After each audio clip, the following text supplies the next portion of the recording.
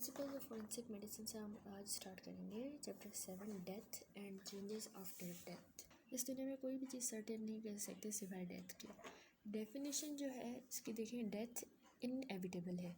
From ages it has been mourned. Process और agony death की attract कर रही है मैनी फिलोसोफर्स को, स्कॉलर्स एंड लिटरेरी पीपल को, लेकिन put their view and each one had try to define the death in their own way. With evolution of scientific temperament and development of medical science, attempt were made to define the thanatology. Thanatos Greek word है जिसका मतलब है death और logos मतलब science. ये branch है medical science की जो डील करती है with study of death. Physician concept जो है ना डेथ का, वो होता है टोटल स्टॉपेज सर्कुलेशन की of the blood with the consequent cessation of the vital functions. Blacks law dictionary से देखें 1968 addition defined death as the cessation of life, the ceasing to exist defined by the physicians as total stoppage of the circulation of blood and cessation of the animal and vital functions subsequently thereupon, such as respiration or pulsation etc.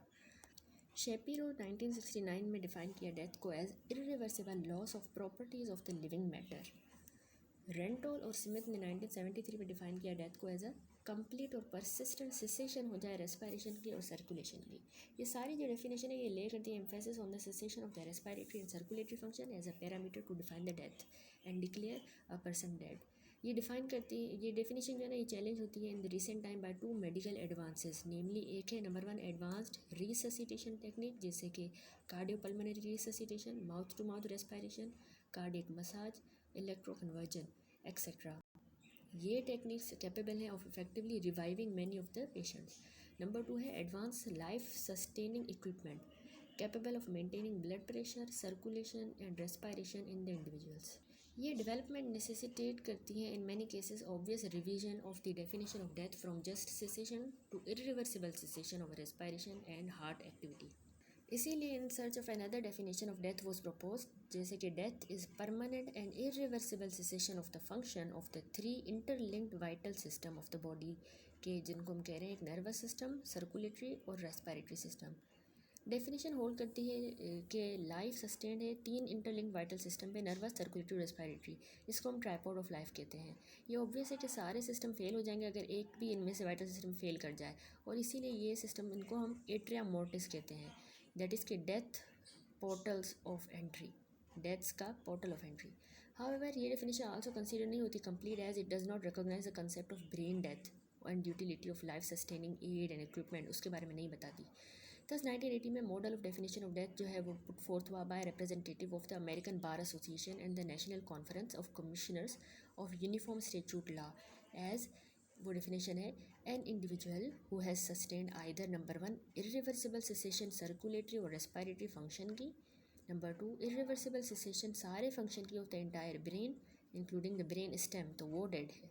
Feature देखें और of model definition, the feature of the above stated model definition are, एक तो definition appear होती है complete and एलोबरेटिव, दूसरा कि ये recognise करती है concept of the brain death and death by the cardio respiratory arrest, और तीसरा कि एक्नॉलेज करती है concept of utility of the life sustaining aid and equipment. Statutory definition में आए तो सेक्शन 46 ऑफ IPC स्टेट करता है कि डेथ डिनोट करती है the death of an human being unless the contrary appears from the context. Section 2 भी registration of the birth and death act 1969 define करता है डेथ को as a permanent disappearance of all evidences of life at the time after the live birth has taken place. Medico legal implication देखें death की। Number 1 declaration death की, देखें declaration जो होती है ना डेथ की, ये इंपॉर्टेंट होती है, इंपॉर्टेंस रखती है क्योंकि ना रॉन्ग डिक्लेरेशन डेथ की और शिफ्टिंग बॉडी की क्रीमेशन के लिए या बरियल के लिए एट द मोर्चरी लैंड कर सकती है डॉक्टर को इन द ट्रबल। दूसरा सर्टिफिकेशन होती है डेथ की, डॉक्टर को ना सर्टिफाई करना होता है कि डेथ पर्सन की, और डेथ सर्टिफिकेट जो इशू नहीं होता जब तक कि death of the person confirm ना हो जाए। तीसरा डिस्पोजल होता है बॉडी का, तो मिस्टेक हो जाती है इन द डायग्नोसिस और certification of the death cause कराएगी difficulty in the proper disposal of the dead as per religious affiliation. और ऑर्गन ट्रांसप्लांटेशन में जो है कैडेवरिक ऑर्गन्स या जो टिश्यूज़ होते हैं ना फॉर द ट्रांसप्लांटेशन, वो रिट्राइव नहीं हो सकते from the person unless the person is certified to be dead. और presumption of death vide infra. Types of death पे आते हैं, 2 तरह की डेथ होती है डिस्क्राइबेबल, एक सोमेटिक होती है, दूसरी मॉलिक्यूलर होती है। अब सोमेटिक क्या है, इसको हम क्लिनिकल डेथ भी कहते हैं या सिस्टेमिक डेथ भी कहते हैं। सोमेटिक डेथ कैरेक्टराइज होती है कंप्लीट लॉस हो जाता है सेंसिबिलिटी का एंड एबिलिटी टू मूव। तो यहाँ पे ना कंप्लीट और इरिवर्सिबल सेसेशन हो जाती है फंक्शन ऑफ द सर्कुलेटरी और रेस्पिरेटरी सिस्टम की और नर्वस सिस्टम की, the so called tripod of life, जो मेंटेन करता है लाइफ को और हेल्थ को। तो सोमेटिक डेथ कॉरेस्पॉन्ड करती है फिजिकल स्टॉपेज फंक्शंस की, हमारे हार्ट, लंग और ब्रेन की। हाउएवर इंडिविजुअल के जो सेल्स हैं ना, ये मर नहीं सकते और ये रिस्पॉन्ड करते हैं केमिकल, थर्मल या इलेक्ट्रिकल स्टिमुलाई को। फॉर एग्जांपल से प्यूपिल के मसल कॉन्ट्रैक्ट करेंगे on the application of the miotic drug, तो इसलिए हम इसको सोमेटिक ड्रग कह रहे हैं। सोमेटिक डेथ कह रहे हैं। सोमेटिक डेथ इंडिकेट करती है demise of a person and it entitles the registered medical practitioner to certify that the death has occurred. Thus legal definition death की जो है वो डिपेंड करेगी upon the diagnosis somatic death की, ठीक है, लीगल। मॉलिक्यूलर डेथ पे आए तो इसको हम सेल्यूलर डेथ कहेंगे। अब मॉलिक्यूलर डेथ का मतलब है कि डेथ इंडिविजुअल सेल्स की, डिफरेंट टिश्यूज़ और ऑर्गन्स के जो सेल्स हैं ना उनकी डेथ। तो in the absence of the circulation and respiration हमारे जो डिफरेंट सेल्स हैं वो डाई कर जाते हैं। There molecular death at the different time after the somatic death depend करेगा मेटाबॉलिक एक्टिविटी पे and the availability of the oxygen पे। थस सोमेटिक डेथ के बाद सेल्स डाई करेंगे in the piecemeal process. White blood cells capable होते हैं movement में in the circulation 12 घंटों तक मरने के बाद भी, और ये लेगा 1 से 2 घंटे मॉलिक्यूलर डेथ को कि वो उनकी हो इन द मसल्स की डेथ 1 से 2 घंटे लेगी। In the series of the molecular death brain cells की जो डेथ है वो जल्दी होती है बाकी ऑर्गन से। As a general rule organ जो मतलब रिसीव करते हैं या ले रहे होते हैं ज़्यादा blood supply during the life will die early, तो वो जल्दी पहले मरेंगे पहले। तो ये जो गैप है ना between the somatic and molecular death, ये इंपॉर्टेंट होता है 2 रीजन्स के लिए एज मैंशन बिलो। नंबर 1 है डिस्पोजल बॉडी का और दूसरा होता है ट्रांसप्लांटेशन पर्पस के लिए। डिस्पोजल बॉडी की में कैसे, मतलब कि रेयर इंस्टेंसेस में स्पॉन्टेनियस मूवमेंट होती है मसल्स की सोमेटिक डेथ के बाद, और अगर इस तरह की मूवमेंट गवाह हो, विटनेस हो या परसीव हो ले पर्सन से, तो इवेंट जो है वो राइज देता है एप्रीहेंशन कि ये सामने वाला बंदा असल में मरा नहीं है और ये प्री मेच्योरली इनको दफनाया गया है। तो इस डिस्पोजल में ये इस तरह का होता है मसला, ठीक है। और ट्रांसप्लांटेशन जो है उस पर्पज़ में क्या है, मतलब कि जैसे सोमेटिक डेथ के बाद तो मॉलिक्यूलर डेथ होती है, इस पीरियड में between the somatic and molecular death organ जो होते हैं ना डेड बॉडी से वो रिट्राइव किए जा सकते हैं for the purpose of transplantation in the other person के लिए। तो ये जो पीरियड है ये यूज़फुल होता है in the cadaveric organ transplantation. Next है brain death. For applied purpose brain death classify होती है 3 तरह से। एक कॉर्टिकल ब्रेन डेथ होती है, दूसरी ब्रेन स्टेम डेथ है और तीसरी है whole brain death. Cortical brain death क्या है, इसको हम सेरिब्रल ब्रेन डेथ भी कहते हैं या परसिस्टेंट वेजिटेटिव स्टेट कहते हैं इसको। इस कंडीशन में ना क्लिनिकली पेशेंट जो है वो इरिवर्सिबल कोमा में होता है और शो करता है sign of severe brain dysfunction with loss of higher level of the cerebral activity resulted from hypoxic insult हुई होगी, ट्रॉमेटिक इंसल्ट होगी या कोई टॉक्सिक इंसल्ट हुई होगी। तो इस कंडीशन में पर्सन एग्जिस्ट करता है एक वेजिटेटिव स्टेट में, क्योंकि ना ब्रेन स्टेम इंटैक्ट होता है in maintaining the respiration and cardiac activity. इस तरह के वेजिटेटिव लोग जो होते हैं वो डेड कंसीडर नहीं होते, लेकिन क्योंकि इरिवर्सिबल लॉस है, इरिवर्सिबल ऑफ द अवेयरनेस, तो इनको हम लिविंग कैडावर कहते हैं। तो ये इनका अवेयरनेस का इरिवर्सिबल लॉस हुआ है। Disconnection of the life support equipment is permissible following a determination of the brain stem death, whereas it is much more problematic in the cases where of the persistent vegetative state। मतलब इसमें हम मतलब जैसे ventilator वगैरह अगर हटा दें तो वो जो है वो अगर जब हमें ब्रेन डेथ स्टेम डेथ के पता चल जाए ना तो हम हटा सकते हैं, लेकिन ये ज़्यादा प्रॉब्लमेटिक होता है वेजिटेटिव स्टेट में, persistent vegetative state. Brain stem death पे आए तो प्रैक्टिकली ब्रेन स्टेम डेथ जो है कंसिडर होती है एज ए डेथ पर्सन की, क्योंकि वाइटल सेंटर्स जो रेस्पिरेशन को कंट्रोल करते हैं, कार्डियक एक्टिविटी को और असेंडिंग हमारे रेटिकुलर पाथवेज जो हमें जगा के रखते हैं वो लॉस्ट हो जाते हैं इरिवर्सिबली और परमानेंटली। यहाँ पे सेरिब्रम जो है ये इंटैक्ट होता है लेकिन फंक्शनली कट ऑफ हो जाता है हमारे ब्रेन स्टेम से। डायग्नोसिस कैसे होगी ब्रेन स्टेम डेथ की, ये बेस्ड है on the brain stem death determination. With the advent of life With the advent of transplantation of the human organ at 1994, brain death recognise होती है India में। According इस act के brain stem death define होती है as a brain stem death का मतलब है स्टेज जहाँ पे मतलब सारे फंक्शन ब्रेन स्टेम के परमानेंटली और इरिवर्सिबली सीज हो जाए और ये सर्टिफाई हो जाए, ठीक है। अब होल ब्रेन डेथ क्या है? इसको हम मिक्स्ड ब्रेन डेथ भी कहते हैं, या whole brain death, mixed brain death. ये कॉम्बिनेशन होता है दोनों कॉर्टिकल का और ब्रेन स्टेम डेथ दोनों का। ब्रेन डेथ होती है इन द स्टेप्स और सेल्स डाई करते हैं क्योंकि एनोक्सिया की वजह से, ठीक है। इसमें पहला पार्ट जो होता है ना ब्रेन का, वो डाई करता है, वो होता है cerebral cortex followed by the mid brain और फिर ब्रेन स्टेम। इंपॉर्टेंस क्या है determination of the brain death की?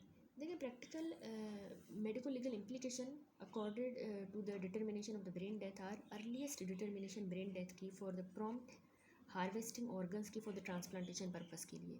इसके अलावा legality of the discontinuation of the life supporting equipment जैसे वेंटिलेटर वगैरह। Determination of the time death का क्रिमिनल और सिविल लिटिगेशन में हमें पता चलेगा। फिर है डिटर्मिनेशन ब्रेन स्टेम डेथ की। ब्रेन डेथ डिटर्मिनेशन होती है इंडिया में accordance with the provision laid down in the transplantation of the human organs act 1994 में, जो मतलब हुई थी, और सर्टिफाई होती है by board of medical experts consisting of the following. एक होता है registered medical practitioner in charge of the hospital in which the brain stem death हुई है। दूसरा इंडिपेंडेंट रजिस्टर्ड मेडिकल प्रैक्टिशनर होता है जो स्पेशलिस्ट होता है, नॉमिनेट होता है by the registered medical practitioner in charge से of the hospital from the panel of the name approved by the appropriate authority, वो मतलब इसको सिलेक्ट करता है। तीसरा होता है न्यूरोलॉजिस्ट होता है या न्यूरो सर्जन होता है, नॉमिनेट होता है in by the registered medical practitioner incharge से हॉस्पिटल का from the panel of the name approved by the appropriate authority. और लास्ट होता है registered medical practitioner treating the person जिसकी ब्रेन स्टेम डेथ हुई है, जो उसको ट्रीट कर रहा था, ठीक है। अब ये चार होते हैं। अब कंडीशंस पे आते हैं। देखिए डायग्नोसिस ब्रेन डेथ की डिपेंड करेगी फॉलोइंग कंडीशन पे। एक तो पेशेंट जो है वो डीप कोमा में होना चाहिए, must, and cause of coma irreversible structural brain stem damage हो, दैट इज़ कि प्रोलॉन्ग्ड हाइपोक्सिया हुआ हो, कोई ट्रॉमा हुआ हो, कोई इलनेस हुई हो, या कोई टॉक्सिक इंसल्ट हुई हो, वो मस्ट इस्टेब्लिश हुई हो। नंबर 2 जिस पे डायग्नोसिस ब्रेन स्टेम डेथ की डिपेंड करती है वो क्या है? Number 2 exclusion of the other causes of coma vide infra. Number 3 demonstrate करना एब्सेंस ऑफ ब्रेन स्टेम के रिफ्लेक्सेस। नंबर 4 कोई भी स्पॉन्टेनियस रेस्पायरेशन नहीं है। नंबर 5 कि ब्रेन डेड पर्सन जो है वो एग्जामिन्ड हो मस्ट बी हो by the board of medical expert 2 बार एट एन इंटरवल 6 घंटों के। नंबर 6 है कि ब्रेन डेथ सर्टिफिकेट जो है वो साइन हो by all the member of the board, सारे उसको साइन करें। Following are the causes of the coma that must be excluded. Hypothermia यानी कि core body temperature more than 90 degree Fahrenheit या 32.2 डिग्री सेल्सियस, ये नहीं होने चाहिए, मतलब हम एक्सक्लूड करें क्योंकि ये कोमा के कॉजेज हैं।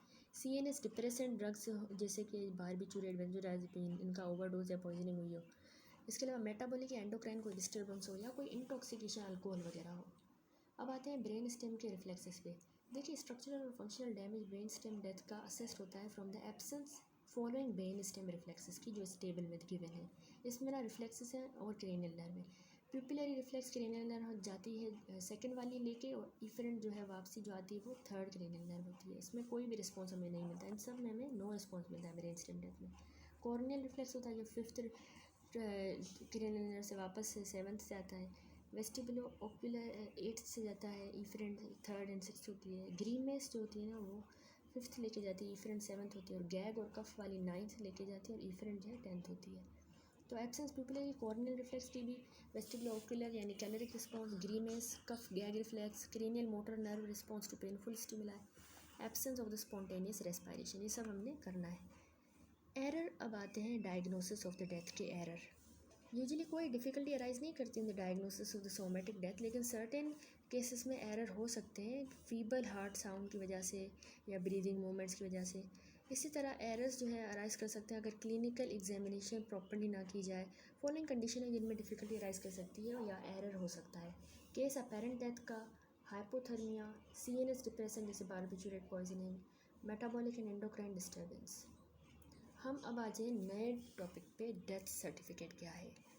इंश्योर करने के लिए for the ensuring national and international comparability, ये ज़रूरी होता है to have uniform and standardise system recording का और सर्टिफाइंग द डेथ का।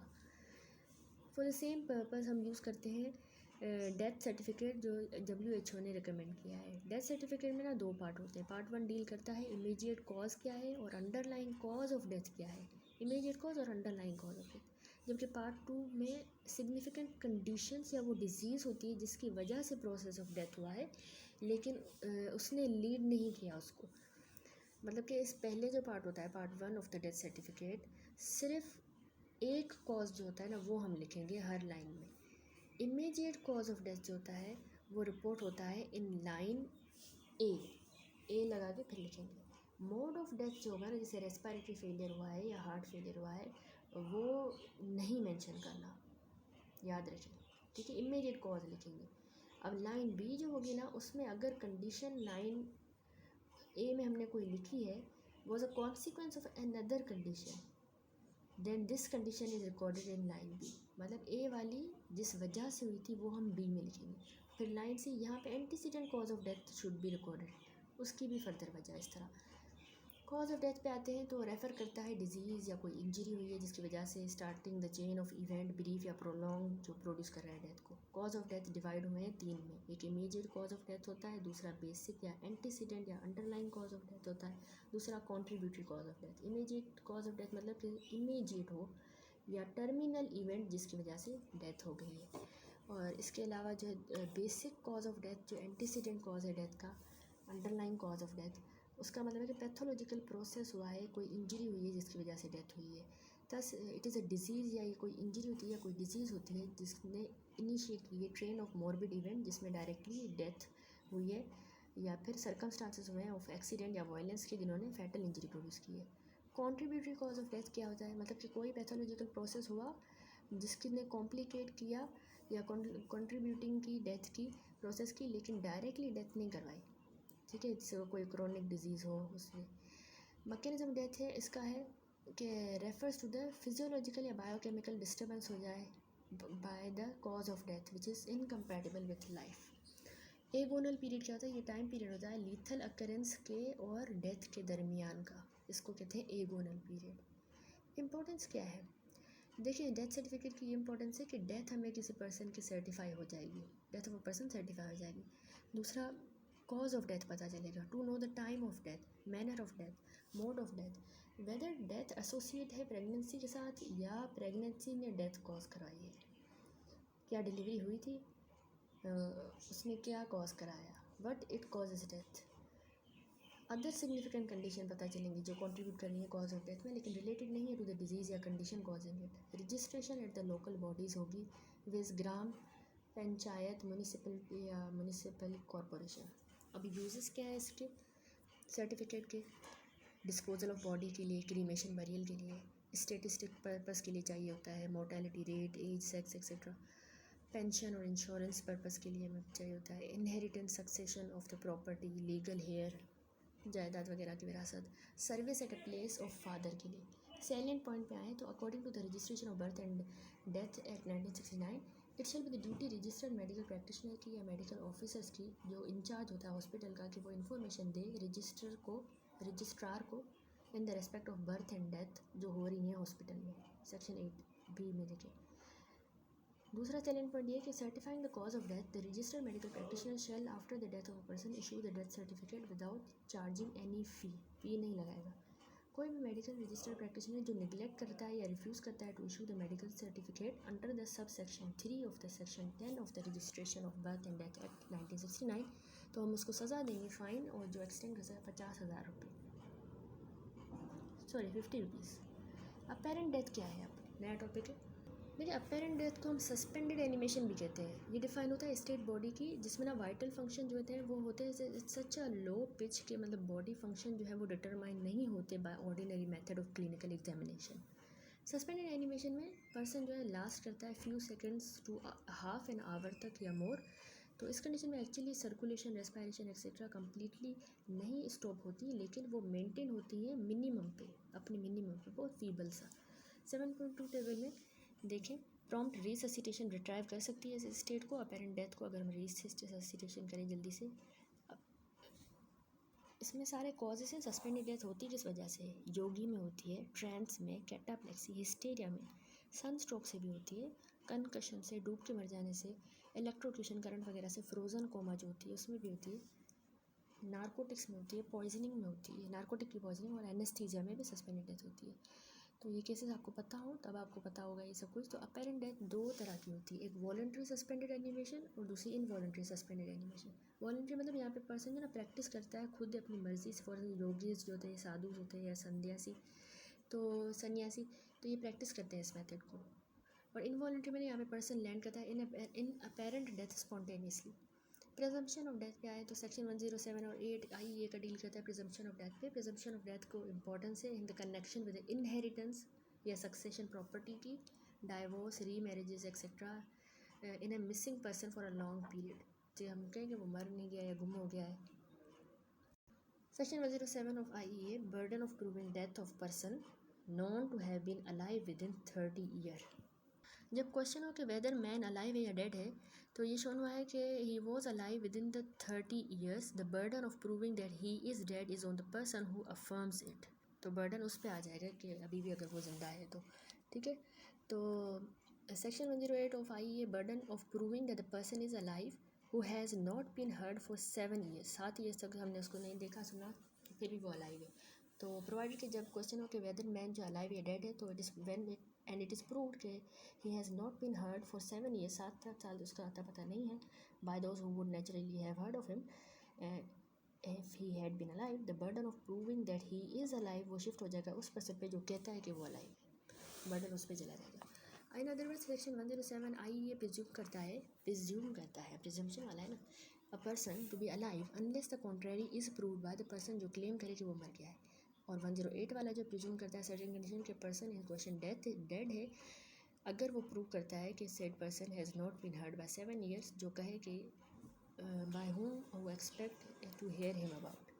प्रिजम्पशन ऑफ सर्वाइवरशिप देखिए, क्वेश्चन प्रिजम्पशन का ऑफ सर्वाइवरशिप अराइज करता है इन कनेक्शन विथ इनहेरिटेंस या डिस्ट्रीब्यूशन प्रॉपर्टी की, जब दो या ज़्यादा पर्सन जो इसके नेचुरल हेयर हैं ऑफ ईच अदर लूज़ करें अपनी ज़िंदगी इन कॉमन डिजास्टर, जैसे motor accident, aircraft crash, earthquake, shipwreck, battle वगैरह में।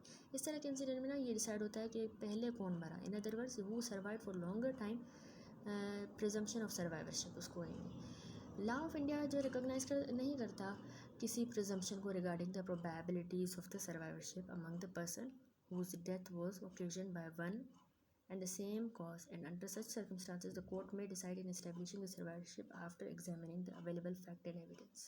इस तरह के एविडेंस के एब्सेंस में फॉलोइंग फैक्टर्स जो हैं वो लिए जाते हैं कंसिडरेशन में in determining the question of survivorship. एक होता है इंजरी, किस तरह की इंजरी सस्टेन हुई और वेदर डेथ हुई बाय सच इंजरी में बी इंस्टेंटेनियस या फिर प्रोलॉन्ग्ड एक्सेट्रा। एज, किस एज में डिजीज़ जो है वो डाई किया in the same incident, for example बच्चे जो है स्कम हो जाते हैं to trauma earlier than the adult. Explain what was the sex of the disease who died in the same incident, for example female जो succumb करती है trauma में अर्लियर देन द मेल। और बिल्ड पे देखें तो बिल्ड डिसीज का पहले इंसिडेंट में कौन वाले थिन बिल्ड वाले जो स्कम करेंगे ट्रॉमा में जल्दी देंगे स्ट्रॉन्ग बिल्ड वाले। अब मोड ऑफ डेथ पे आता है, सिनोनिम इसको हम कहते हैं प्रॉक्सिमेट कॉज ऑफ डेथ भी कहते हैं। डेफिनेशन क्या है देखिए, मोड ऑफ डेथ रेफर करता है एबनॉर्मल फिजियोलॉजिकल स्टेट जो पर्टेन करती है eight the time of death. सारी तरह की डेथ में वेदर वो नेचुरल हो या अननेचुरल 3 तरह के मोड ऑफ डेथ होते हैं। बिचेट ने क्लासीफाई किया है उनको निमोनिक सैक के साथ, सिनकपी, एस्फिक्सिया और coma. Coma, asphyxia, syncope. Coma देखें तो ये रेफर करता है अनकॉन्शियसनेस पर्सन की कैरेक्टराइज बाय कंप्लीट इनसेंसिबिलिटी होती है या अनअरोजेबिलिटी। अनकॉन्शियसनेस कंप्लीट होती है without any response to any sort of stimuli, किसी भी स्टिमुलाई को नहीं होती। जब पेशेंट पार्शियली कॉन्शियस होता है और रिस्पॉन्ड करता है to deep and painful stimuli तो हम उसको स्टूपर कहते हैं। ये याद रखिए, स्टूपर में और कोमा में ये फ़र्क होता है, वो डीप और पेनफुल स्टिमुलाई को रिस्पॉन्ड करेगा। कॉज ऑफ कोमा जो है 7.3 टेबल में दिए हुए हैं, वो हेड क्रेनियल इंजरी भी हो सकती है, हेड इंजरी, कोई इंट्राक्रेनियल हेमरेज हो सकता है, इंसेफेलाइटिस, मेनिंजाइटिस हो सकता है, diabetic ketoacidosis, uraemic coma, hepatic encephalopathy, apoplexy, opium barbiturate की poisoning, alcohol intoxication, epilepsy, heat stroke. Syncope क्या है, सिनकपी रिजल्ट करती है जब ना स्टॉपेज हो जाती है फंक्शनिंग हार्ट की विद कॉन्सिक्वेंट सिसेशन हो जाए सर्कुलेशन की, हार्ट स्टॉप हो जाए सिसेशन सर्कुलेशन। सिनकपी में ना होती है loss of consciousness with postural collapse, due to the acute decrease cerebral blood flow का होता है। कॉज ऑफ सिनकोपी 7.4 में है, वो वेगल इनिबिशन होती है, मैसिव कोई मायोकार्डियल इन्फाक्शन हो जाए, एओर्टिक स्टेनोसिस में भी होती है, पल्मोनरी स्टेनोसिस में भी होती है, pulmonary hypertension, pulmonary embolism, cardiac temperature से भी होती है, एट्रियल मिक्सोमा, अनीमिया में भी सिनकोपी होती है, और ब्लो ऑन द एपिगेस्ट्रम हो जाए जब। नेक्स्ट है एस्फिक्सिया। तो एडल्सन ने डिफाइन किया है एस्फिक्सिया को, state in the living organism जिसमें there is acute lack of oxygen available for the cell metabolism के लिए, associated with inability of the body to eliminate the excess of the carbon dioxide। मतलब oxygen कम हो गई है metabolism के लिए और कार्बन डाइऑक्साइड भी नहीं निकल पा रही।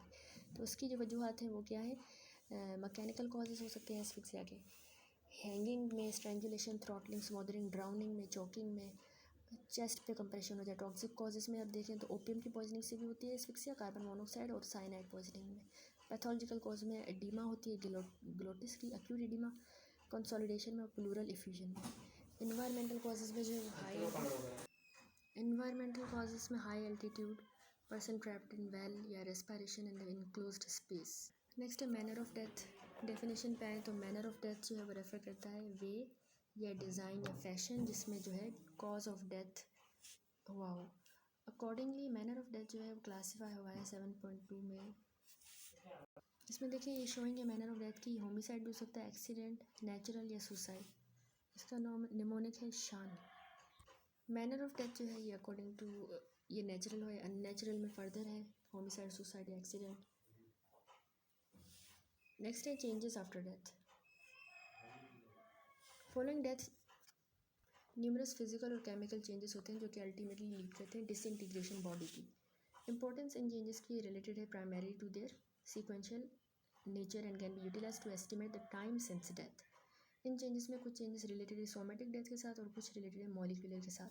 तो इसीलिए कुछ changes appear immediately after death होते हैं और कुछ अर्ली होंगे और कुछ लेट अपीयर होंगे।